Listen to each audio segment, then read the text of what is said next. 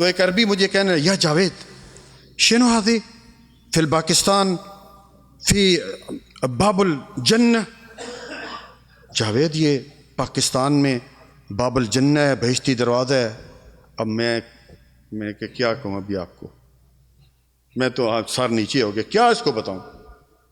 اب وہ جو ابھی کچھ دن ہی پہلے، یقین کریں مصلی کے اوپر کھڑا ہے، اور مصلی آپ نے دیکھا کسی نے؟ آپ دیکھیں بھائی، مصلی کے اوپر کھڑا ہو کر اس طرح، اور ساتھ میوزک لگا ہوا ہے۔ اتنی توہین نماز کی، جس کا کہ قیامت والے دن سب سے پہلے حساب ہوگا۔ بھائیو یہی وجہ ہیں ہمارے یہاں۔ اور میلاد، یہ پیچھے میلاد کے دن گزرے ہیں، اس میں ایک عورت کو حور بنایا گیا، اور اس کے وہ جو ہے بدتمیزی طوفانی جو کی گئی وہ آپ کے سامنے ہیں۔ اور بھی جو ہے یہاں یہ سب ڈرامے ادھر ہیں۔ ہم نے یہ ڈرامے اللہ کی قسم وہاں کہیں نہیں خلیج میں دیکھے، نہ بحرین میں ہیں، نہ کویت میں ہیں، نہ دبئی میں ہیں، نہ سعودیہ میں ہیں۔ گناہ ہیں، ضرور گناہ ہیں، لیکن ان کا عقیدہ صحیح ہے بھائیو۔ ان اللہ لا یغفر ان یشرک بہ ویغفر ما دون ذلک لمن یشاء۔ اللہ تعالیٰ فرماتے ہیں سورۃ نساء آیت نمبر 48 اور 116 کہ میں شرک کرنے والے کو کبھی معاف نہیں کروں گا، اس کے علاوہ جتنے گناہ ہوں گے میں چاہوں گا معاف کر دوں گا۔ سب سے پہلے چیز ہے میرے بھائیو عقیدہ توحید۔ عقیدہ توحید جب تک صحیح نہیں ہے اس کا کوئی عمل بھی جو ہے وہ قابل قبول نہیں ہے۔ اور اللہ تعالیٰ نے قرآن کریم سورۃ مائدہ آیت نمبر 72 میں اس بات کا یعنی 3 اس کے لیے سزائیں ہیں جو اللہ تعالیٰ کے ساتھ شرک کرتا ہے، یعنی اس توحید کی ضد شرک ہے۔ انہ من یشرک باللہ فقد حرم اللہ علیہ الجنہ ومأواہ النار۔ پہلی سزا اس پر جنت حرام، دوسری سزا ہمیشہ کے لیے جہنم، اور تیسری سزا اس کا پھر قیامت والے دن کوئی مددگار بھی نہیں ہوگا۔ سب سے بڑا گناہ ہے بھائیو سورۃ لقمان۔ میں آپ کو آیت کا نمبر بھی بتا رہا ہوں، سورت کا نام بھی بتا رہا ہوں۔ سورۃ لقمان آیت نمبر 13۔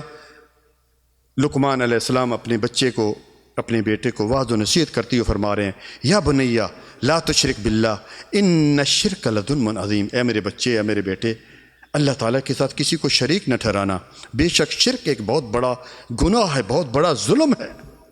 کیونکہ ظلم ہے کہ اس 6 فٹ کے جسم کو آپ نے ہمیشہ کے لیے جہنم میں ڈال دیا۔ اور یہ کلمات اللہ تعالیٰ کو اتنے پسند آئے کہ اللہ تعالیٰ نے رہتی دنیا تک قرآن بنا دیا۔ کبھی ہم نے بھی گھر میں اپنے بچوں کے ساتھ کچھ بات کی ہے؟ توحید کیا ہے؟ توحید کی کتنی قسمیں ہیں؟ شرک کیا ہے؟ شرک کی کتنی قسمیں ہیں؟ کیا کیجئے بھائی، پوچھو ان سے۔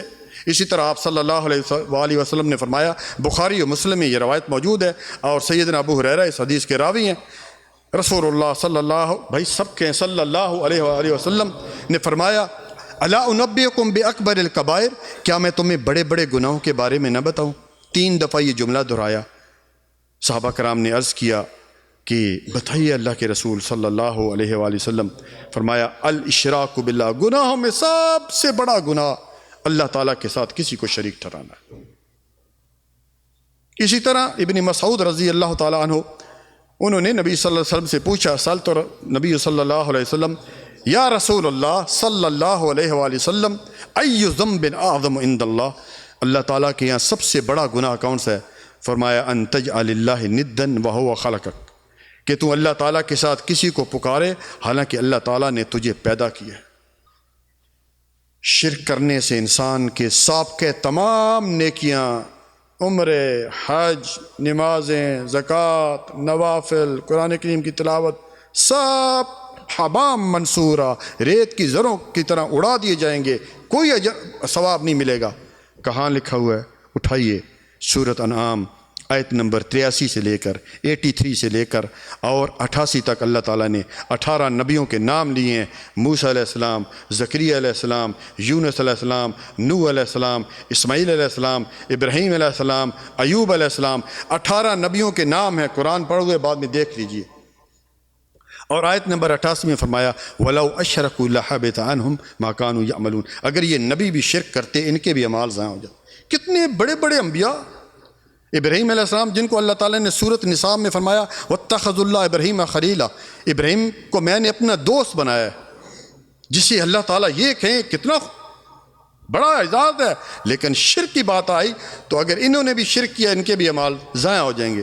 چلیں، یہ تو انبیاء ہیں، ان تمام نبیوں کے امام الانبیاء حضرت محمد مصطفیٰ صلی اللہ علیہ وسلم، ان کو اللہ تعالیٰ نے سورہ زمر آیت نمبر 55 میں تنبیہ کیا کہ وَلَقَدْ أُوحِيَ إِلَيْكَ وَإِلَى الَّذِينَ مِن قَبْلِكَ لَئِنْ أَشْرَكْتَ لَيَحْبَطَنَّ عَمَلُكَ وَلَا تَكُونَنَّ مِنَ الْخَاسِرِينَ۔ اے نبی، آپ کی طرف اور آپ سے پہلے جتنے بھی نبی ہو گزرے ہیں ان کی طرف یہ وحی کی جا چکی ہے کہ اگر آپ نے بھی شرک کیا تو آپ کے بھی اعمال ضائع ہو جائیں۔ بھائیو، شرک کے معاملے میں پوری معلومات حاصل کریں۔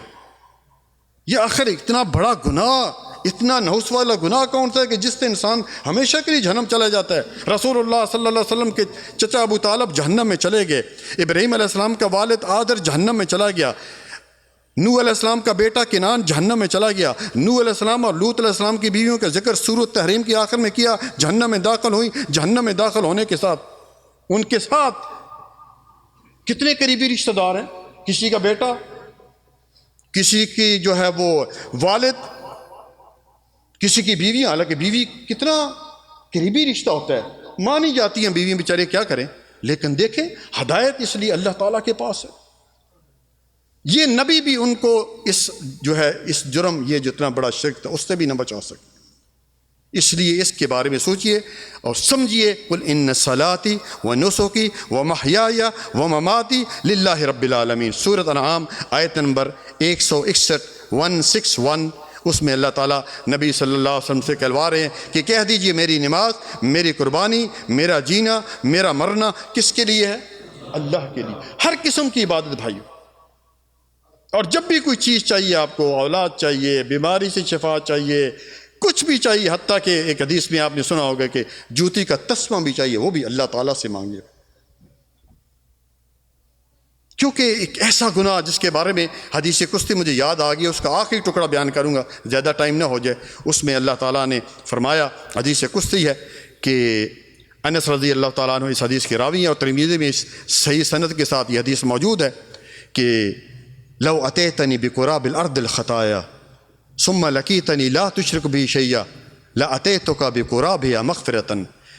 یا ابن آدم، اے آدم کے بیٹے، اگر تم زمین برابر بھی گناہ لے کر آئے گا اور اس میں صرف ایک گناہ نہیں ہوگا، ہائے افسوس ہم ایک گناہ سے نہ بچ سکے اور اس 6 فٹ کے جسم کو ہمیشہ کے لیے جہنم کا مستحق بنا دیا، اور وہ ہے شرک۔ اس زمین کے برابر گناہ لے کر آئے گا، اگر شرک نہیں ہوگا تیرے سب گناہوں کو معاف کر کے میں اسی مغفرت کے ساتھ تیرے ساتھ ملاقات کروں۔ اس لیے بھائیو، اور پھر یہ اپنے تک بات نہ رہنے دیجیے بھائی، یہ ہم سب کی ذمہ داری ہے، یہ میری ذمہ داری نہیں، یہ شیخ عاشر رشید کی ذمہ داری نہیں، یہ شیخ ثناء اللہ ان کی ذمہ داری نہیں، یہ حاجی صاحب ماشاءاللہ عبد الرحمٰن ان کی ذمہ، بلغوا انی ولو آیا، نبی صلی اللہ علیہ وسلم نے ایک کلیہ بتا دیا، ایک جو آیت بھی آپ کے پاس یا ایک حدیث بھی اس کو آگے فارورڈ کر دی۔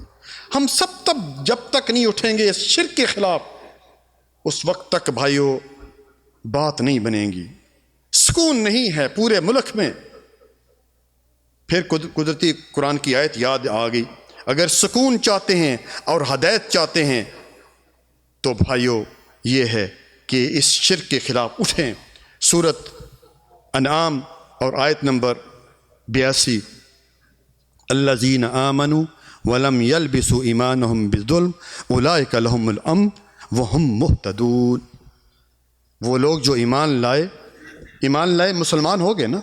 اچھا، بہت سارے لوگ آپ کو یہ بتائیں گے وہ شرک نہیں ہے جی، شرک تو ختم ہو گیا، نبی صلی اللہ علیہ وسلم کی حدیث ہے، بالکل حدیث اور صحیح حدیث ہے، لیکن اس کا یہ مطلب یہ نہیں کہ شرک جو ہے وہ پوری امت سے ختم ہو گیا، نہیں۔ اس لیے تو آپ صلی اللہ علیہ وآلہ وسلم ہمیں 2 دعائیں بتا کر گئے ہیں، اللہم انی اعوذ بک ان اشرک بک وانا اعلم واستغفرک لما لا اعلم، یہ دعا ہے، کیوں بتا کے گئے؟ اور پھر دوسری دعا جو ہے آپ صلی اللہ علیہ وآلہ وسلم نے فرمایا کہ جو شخص سوتے وقت قل یا ایھا الکافرون یہ پڑھ کر سوتا ہے تو یہ شرک سے برات کی یہ دعا پڑھا کریں بھائی۔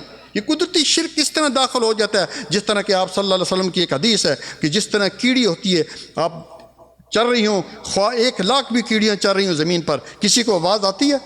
کیوں جی بولتے نہیں یار؟ مجھے لگتا ہے آپ تو تھوڑے ناراض ہو رہے ہیں، بس کر دیں۔ کیوں جی عائشہ صاحب، کیوں جی کیا کرنا ہے؟ ناراض نہیں ہے تو تھوڑی سی اور بات کر لوں یا بند کروں؟ اچھا چلے جزاک اللہ، آپ کو زیادہ خیر دے، اللہ تعالیٰ آپ پر رحمت نازل فرمائے۔ تو شرک اس طرح داخل ہو جاتا ہے جس طرح کہ کیڑی کی چلنے کی آواز نہیں آتی انسان کے اندر، اس لیے یہ دعا مانگتے رہا کریں۔ تو قرآن کریم کی اس آیت کی طرف آتے ہیں، الذین آمنوا، وہ لوگ جو ایمان لائے اور پھر انہوں نے اپنے اس ایمان کے ساتھ شرک کی ملاوٹ نہیں کی، ان کے لیے 2 عظیم انعامات ہیں۔ پہلا انعام، اللہ تعالیٰ امن دے دے گا، سبحان اللہ۔ اب دیکھا جس ملک میں امن نہیں ہے، ختم، ہم عبادت صحیح نہیں کر سکتے، وہ ڈر، یہ ڈر، اس کا ڈر، اور دوسری چیز ہم اس کو ہدایت دے دیں گے، سبحان اللہ۔ میں عموماً کہتا ہوں یہ جو ہدایت ہے یہ دنیا میں سب سے مہنگی چیز ہے۔ یہ ہدایت ہے کہ آپ اس وقت بیٹھے ہوئے ہیں، نماز پڑھی ماشاءاللہ، مغرب کی نماز پڑھی اور کچھ دیر بیٹھے یہاں پر اللہ تعالیٰ اور اس کے رسول کی باتیں سننے کے لیے، ورنہ یہ جو اشتہار تھا واٹس ایپ پہ اور پتہ نہیں کدھر گیا، کوئی نہیں آیا۔ یہی ہدایت ہے، نماز پڑھ رہے ہیں، عقیدہ صحیح ہے، نیکیاں کر رہے ہیں، گناہوں سے بچ رہے ہیں، یہی ہدایت ہے۔ یہ سب سے مہنگی چیز ہے۔ وزیر اعظم پاکستان بن جائیں یا پریزیڈنٹ آف پاکستان بن جائے، پھر کیا ہوگا؟ اگر ہدایت نہیں ہے، نماز نہیں ہے، گناہوں سے بچ نہیں رہے، تو کل اللہ کی قسم خالی ہاتھ جائے گا وہ۔ تو 2 انعامات ہیں اس کے لیے، ایک تو یہ کہ اللہ تعالیٰ جو ہے کیا کرے گا، امن دے دے گا اس ملک میں، اور دوسرا یہ اللہ تعالیٰ اس کو ہدایت دے دے۔ بھائیو جو لوگ کہتے ہیں نا، ان کو یہ قرآن کی آیت بتائیں، یہ بھائی قرآن تو یہ کہتا ہے کہ وہ لوگ جو ایمان لائے انہوں نے اپنے ایمان کے ساتھ شرک کی ملاوٹ نہیں کی۔ یہاں تو ہے جو کہتے ہیں نا کہ یہ شرک ختم ہو گیا، اور دوسری اگر کوئی کہے تو وہ حدیث ہے، ابھی مجھے پتہ نہیں ہے لیکن صحیح حدیث ہے وہ، کہ جس جنازے میں جو ہیں وہ 40 وہ لوگ جنہوں نے اللہ تعالیٰ کے ساتھ کسی کو شریک نہ کیا ہو، توحید پرست موحد، اس جنازے میں شرکت کر لیں تو اللہ تعالیٰ ان کی دعا کی وجہ سے اس میت کو جو ہے وہ کیا ان کی مغفرت کرا دے، سبحان اللہ۔ دیکھیے آپ، یہ ہے توحید پرست۔ بھائی بس آخری بات، یہ تو باتیں اس طرح رہیں کیونکہ جب پیارے بھائیو جب تک شرک ہے، ایک آدمی مثلا دنیاوی مثال دیتا ہوں، ایک اللہ تعالیٰ سب کی حفاظت فرمائے، کوئی کینسر کا مریض ہے، کوئی اور اس طرح مریض ہے، جب تک کہ وہ کینسر کا مرض پہلے ختم نہیں کریں گے، وٹامن آپ دیتے رہے، اے بی سی ڈی زیڈ تک دے دیں بشک، کچھ فائدہ نہیں ہے کیونکہ وہ کینسر موجود ہے۔ اس لیے جب تک یہ شرک کا کینسر اور دوسرا گناہ بھائیو بدعت کا کینسر، یہ جب تک ختم نہیں کریں گے اس وقت تک عبادت قبول نہیں ہوگی۔ اب جب یہ ختم ہے کینسر کا، وہ انہوں نے آپریشن کر دیا، پھر جب دوائی اس کو دیں گے، وٹامن دیں گے، وہ وٹامن قبول کرے گا، اس کو لگیں گی، لیکن اگر آپ اس کے جناب یعنی کینسر موجود ہے، اس کو جتنا مرضی وٹامن دیتے رہیں کچھ فائدہ نہیں۔ یہی وجہ ہے کہ جب تک اس کا عقیدہ توحید صحیح نہیں ہے، اس کا کوئی بھی عمل اللہ تعالیٰ کے یہاں قبول نہیں ہوتا۔ میں نے آپ کو بھی بتایا کہ اس کے اعمال جو ہیں وہ سب بیکار جو ہے وہ چلے جاتے ہیں۔ دوسرا گناہ بدعت ہے بھائی۔ رسول اللہ صلی اللہ علیہ وآلہ وسلم نے کیا فرمایا کہ بدعتی شخص کی اللہ تعالیٰ نہ فرض عبادت قبول کرتا ہے اور نہ نفل عبادت، سبحان اللہ۔